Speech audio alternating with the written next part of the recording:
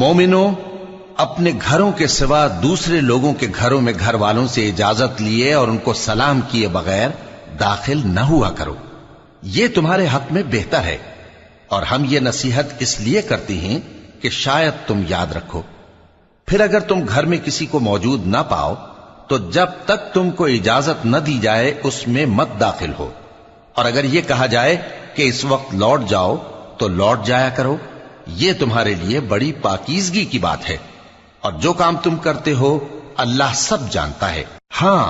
اگر تم کسی ایسے مکان میں جاؤ جس میں کوئی نہ بستا ہو اور اس میں تمہارا اسباب رکھا ہو تو تم پر کچھ گناہ نہیں،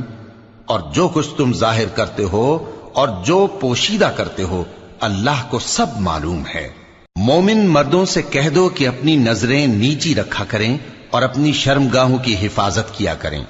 یہ ان کے لیے بڑی پاکیزگی کی بات ہے۔